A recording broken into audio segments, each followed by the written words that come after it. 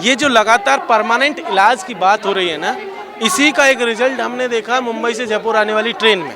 तो वो जिस व्यक्ति के ऊपर हमारी सुरक्षा की जिम्मेदारी थी वो हमारी हत्या नहीं करता। 24 से पहले अब नुहू को, मणिपुर को, ये लगातार जो चल रहा है ये दरअसल एक तरीके से चुनाव की तैयारियां हैं। इंडिया के नाम पे तो मेड इन इंडिया आपने कैंपेन चलाया था, तो क्या वो PFI का कैंपेन था, मुजाहिदीन का कैंपेन था? मेड इन इंडिया जो कैंपेन है वो किसका कैंपेन है? आपने जितनी सारी जो है योजनाएं चलाई उनमें आधी से ज्यादा योजनाओं में इंडिया नाम है।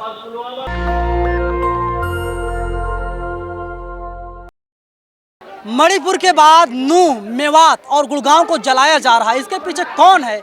मामले की जांच होनी चाहिए। लेकिन सर, जिस तरीके से टीवी वाले चला रहे हैं, मुसलमानों का, जिहादियों का परमानेंट इलाज कर देना चाहिए। देखिए, पिछले 8-9 सालों में यही फसल बोई गई और इसी फसल को लगातार प्रमोट किया जा रहा है कि एक धर्म के खिलाफ किस तरीके से नफरत जो है वो बढ़ाई जा सके। ये जो लगातार परमानेंट इलाज की बात हो रही है ना, इसी का एक रिजल्ट हमने देखा मुंबई से जयपुर आने वाली ट्रेन में। ये उसी का रिजल्ट है जो पिछले 8-9 सालों में तैयार किया गया। अगर मीडिया ने या इस देश की सरकार ने ठीक से काम किया होता तो वो जिस व्यक्ति के ऊपर हमारी सुरक्षा की जिम्मेदारी थी वो हमारी हत्या नहीं करता, वो एक आदिवासी की हत्या नहीं करता और चेहरा देख करके 3 मुसलमानों की हत्या नहीं करता। ये दरअसल अगर आप पूरे के पूरे प्रोजेक्ट को देखें तो पता चलेगा कि सरकार का ये पेट प्रोजेक्ट है। जैसे जैसे चुनाव नज़दीक आते हैं, हम सब ने देखा 2014 के चुनाव से पहले वेस्टर्न यूपी में दंगे हुए थे। 2024 से पहले अब नुहू को, मणिपुर को, ये लगातार जो चल रहा है ये दरअसल एक तरीके से चुनाव की तैयारियां हैं और इसीलिए ये जो राज्य दर राज्य जलाए जा रहे हैं, वो मणिपुर हो, चाहे हरियाणा हो, चाहे देश का कोई और हिस्सा। समझा जाए 24 में पूरे देश में आम चुनाव होना है, ये झांकी है, अभी पूरी पिक्चर बाकी है। दरअसल मेवात के जरिए वो एक माहौल, नैरेटिव सेट करने की कोशिश कर रहे हैं। अभी आप देखेंगे कि पिछले 2-3 महीनों से लगातार बीजेपी बैकफुट पर है। मणिपुर का मसला हो, सीधी में जो पेशाब कांड हुआ उसका मसला हो, और भी तमाम मसलों पर आपने देखा कि केंद्र सरकार और बीजेपी जो है बैकफुट पर है। उनके पास कोई एजेंडा नहीं था। उनके जो पेड मीडिया है, जो पेड मीडिया उनका है, वो भी लगातार उनको भी लगने लगा था कि यार अब तो सवाल करना पड़ेगा, अब तो पूछना पड़ेगा, बीजेपी से भी पूछना पड़ेगा। ऐसे में ऑल ऑफ सडन उनको ज़रूरी था कि ध्यान डाइल्यूट किया जाए और वो ऑल ऑफ सडन उसको शिफ्ट कर दिया गया। कहाँ पर? मेवात की तरफ। मेवात में क्या हुआ? मेवात में दरअसल एक ब्रज मंडल की तरफ से विश्व हिंदू परिषद की तरफ से यात्रा बजरंग दल विश्व हिंदू परिषद की तरफ से यात्रा निकाली जानी थी। लेकिन परेशानी कहाँ हुई? परेशानी होती है मोनू मानेसर नाम का व्यक्ति, जो नासिर और जुनैद की लिंचिंग में जो मैन कल्प्रिट था, जो व्यक्ति हरियाणा पुलिस और राजस्थान पुलिस को कहीं नहीं मिल रहा था, वो ऑल ऑफ सडन एक वीडियो जारी करके कहता है कि मैं यात्रा में शामिल रहूंगा। ये बात कह करके वो पूरा का पूरा माहौल को गरमाया गया और उसके बाद से दोनों पक्षों को आमने सामने कर दिया गया। क्या आपको नहीं पता है कि पुलिस और प्रशासन की जिम्मेदारी होती है कि किसी भी यात्रा को निकलवा देने की? क्या ये पहली यात्रा थी इस देश में?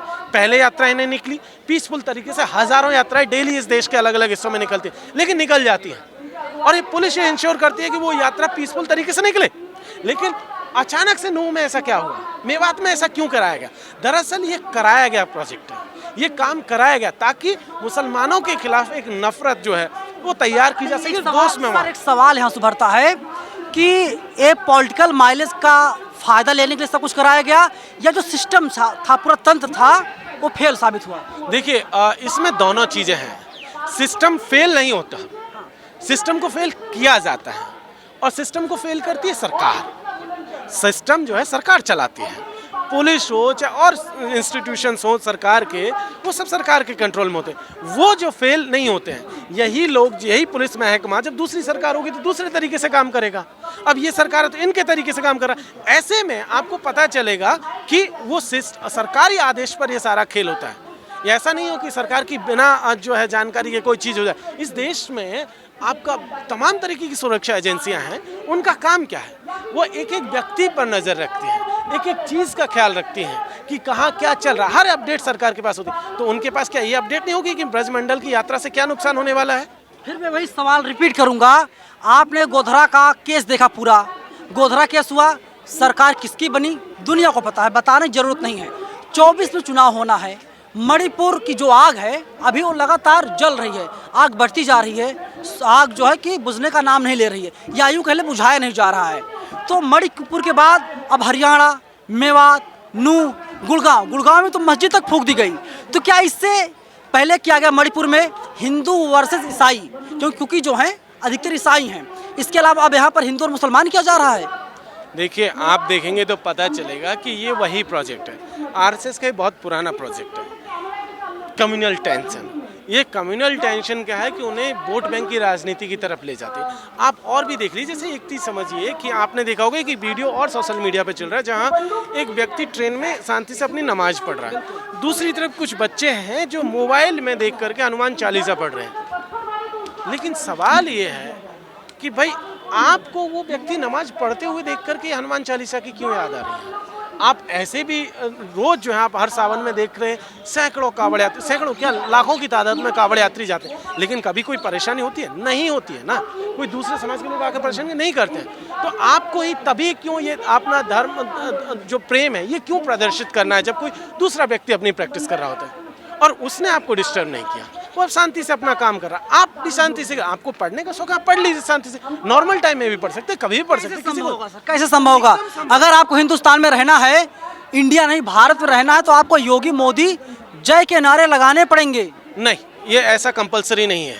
तभी तो मार दिया गया, 4 की हत्या तभी कर दी गई। बिल्कुल हत्या कर दी गई, लेकिन हमारे देश का संविधान में जो चीज़ें लिखी गई हैं वो इस बात को कभी इसकी इजाज़त भी नहीं देता, और किसी के पास भी ये जिम्मेदारी नहीं है, और किसी को ये इजाज़त नहीं है वो किसी दूसरे को ये फोर्स करे। आप इस जो देश का बोल रहे हैं सर, ये बातें बड़ी अच्छी हैं, लेकिन मेरा सवाल है जो चेतन सिंह है, अगर वो मुसलमान होता तो क्या होता? आप कल्पना कर सकते हैं? बिल्कुल, हम वही कह रहे हैं कि आप देखेंगे तो पता चलेगा कि ये स्टीरियोटाइप, ये यहीं से तो फिक्सेशन हो रहा है। ये मैच खेलने से पहले ये रूल्स सेट कर दिए जा रहे हैं कि आप मुसलमान होते तो अब तक आतंकी घोषित कर दिए गए होते, आप बहुत कुछ घोषित कर दिए हुए, अब तक उसके घर पे बुलडोजर चल गया होता, अब तक उसकी जो है हत्या के लिए तमाम जो है मांगा शुरू हो जाती कि फांसी दे दो, ये कर दो। लेकिन दरअसल यही तो काम किया गया, पिछले 9 सालों में यही फसल बोई गई, यही फसल बोई गई है, और हम लोग इसी के खिलाफ तो लड़ रहे हैं ना। हम सब लोग जो यहाँ पर हैं वो इसी के खिलाफ लड़ रहे हैं कि भाई इस फसल को अब जो है खत्म किया जाए, इस खरपतवार को अब नष्ट किया जाए। अब जो है एक नई तरीके के जो संविधान पर चलने वाले लोग हैं वो सब एकजुट हों और संविधान को बचाने के लिए जो है आगे आए। इसका क्या जवाब देंगे सर? देखिए, न्यूज 18 इंडिया के अमन चोपड़ा हैं, कितने पत्थरबाज का परमानेंट इलाज, चले कट्टर पत्थर निकलेगा बुलडोजर, बरेली टू मेवात सारे कट्टरपंथी साथ आए, भगवा से नफरत, शोभा यात्रा पर आफत। देखिए, किसी का नाम लेने की ज़रूरत नहीं है, और ये एक व्यक्ति नहीं है, ये पूरा ट्रेंड है जो हम लोगों ने पिछले 8 सालों में देखा है। ये ट्रेंड का मकसद क्या है? ये ट्रेंड, इनके पीछे जो लोग बैठे हुए टीवी में, जिन लोगों की फंडिंग है, ये सब वही लोग हैं जो सरकार के लोग हैं, और सरकार के इशारे पे ये काम करते हैं। सरकार जितना इनको कहती है उतना ही, ये एक तरीके से जब राजा महाराजाओं के दौर में जो दरबार में जो कवि होते थे वो इसी तरीके से दरबारी होते थे। अब ये वही सरकारी कवि है, ये वही सरकारी लोग हैं जो मीडिया के वेश में जरूर है, लेकिन इनका काम मीडिया वाला नहीं है। इनका काम है कि एक तंत्र सरकार की जो है हिमायती करना, सरकार के प्रचार को आगे ले जाना, सरकार का जो एजेंडा उसको आगे बढ़ाना। इनका काम लोगों के साथ नहीं है, जनता के साथ इनका कोई सरोकार नहीं है, इनका सरोकार सरकार के साथ है। जब हम लोगों ने बातचीत स्टार्ट किया तो आपने कहा कि ये आरएसएस की देन है, इनडायरेक्ट तौर पे आपने ही कहा जिस तरीके जलाया जा रहा है। तो पटकथा कहीं लिखी गई होगी, वो चाहे नागपुर हो, दिल्ली हो, हरियाणा हो या कहीं और हो।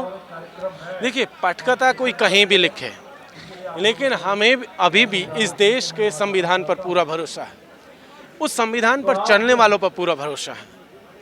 वो देश में जहाँ कहीं भी हैं वो देख रहे हैं कि संविधान को किस तरीके से परत दर परत जो है नष्ट करने की कोशिश हो रही है, और वो लगातार अपने पुरखों के सपने को बचाने के लिए, संविधान को बचाने के लिए लगातार एकजुट हैं और वो लड़ रहे हैं, और हमें उम्मीद है कि वो इस लड़ाई में सफल होंगे। लेकिन भारतीय जनता पार्टी कह रही है कि हमारा सपना है नरेंद्र मोदी के सपनों का भारत बनाना। उनका सपना चाहे जो भी हो, लेकिन हमारे पुरखों का भी एक सपना था, we the people of India, उनका एक सपना था कि हम सब लोग भाई बहन हैं, तमाम जाति धर्म के लोग हम एकजुट रहते आए हैं पिछले 75 सालों से। आपकी ये कोशिशें जो है कभी सफल नहीं हुई। मेरा आखिरी सवाल सर, आपने कहा we the people of India, संविधान की बात की जाती है, उसके प्रस्तावना की बात की जाती है, लेकिन मोदी जी कहते हैं इंडिया का ताल्लुकात इंडियन मुजाहिदीन से है, इंडिया का ताल्लुकात पीएफआई से है। देखिए ये मोदी जी जो है ना, एक तरीके से कह सकते हैं घबराहट में देने वाले, ये रीजनिंग नहीं लगानी चाहिए, क्योंकि इसके रिजल्ट उल्टे में भी कई लोग बहुत कुछ कह सकते हैं। तो ये कहना, तो अगर आप कहेंगे कि तो इंडिया के नाम पे तो मेड इन इंडिया आपने कैंपेन चलाया था, तो क्या वो पीएफआई का कैंपेन था, मुजाहिदीन का कैंपेन था? मेड इन इंडिया जो कैंपेन है वो किसका कैंपेन है? आपने जितनी सारी जो है योजनाएं चलाई, उनमें आधी से ज्यादा योजनाओं में इंडिया नाम है, तो क्या सब जो है पीएफआई से जुड़ी है? नरेंद्र मोदी जब विदेश जाते हैं तो वहाँ पर कहते हैं कि प्राइम मिनिस्टर ऑफ इंडिया है, यानी भारत के वे प्रधानमंत्री हैं। फिलहाल जिस तरीके से लगातार गुड़गांव को, मेवात को, नूह को जलाने की कोशिश की जा रही है, साफ तौर पे जितेंद्र मीणा का आरोप है कि ये पूरी पटकथा लिखी गई थी और इसमें जो संघी हैं, आरएसएस लोग हैं, वे लोग शामिल। आपको क्या लगता है कि कौन से लोग शामिल हो सकते हैं? पहले मणिपुर को जलाया गया और अभी भी लगातार जलाया जा रहा है, और अब मणिपुर के बाद दिल्ली एनसीआर के कुछ इलाके हैं उसको जलाने की कोशिश की जा रही है। गुड़गांव में तो एक मस्जिद को फूंक दिया गया, इसके साथ ही जो मस्जिद के इमाम थे उनकी हत्या कर दी गई। ये है मोदी जी का इंडिया, शायद मोदी के सपनों का भारत यही है। कैमरा पर्सन आशीष के साथ मैं नवीन कुमार नंदन, नेशनल दस्तक दिल्ली। नेशनल दस्तक की आपसे गुजारिश है कि अगर इसको बचाना चाहते हैं तो नेशनल दस्तक को सब्सक्राइब करने के लिए रेड कलर के सब्सक्राइब बटन को दबाएं, फिर बेल आइकन की घंटी दबाएं। नेशनल दस्तक को बचाने के लिए बहुत जरूरी है कि हर खबर को शेयर करें, लाइक करें, कमेंट जरूर करें।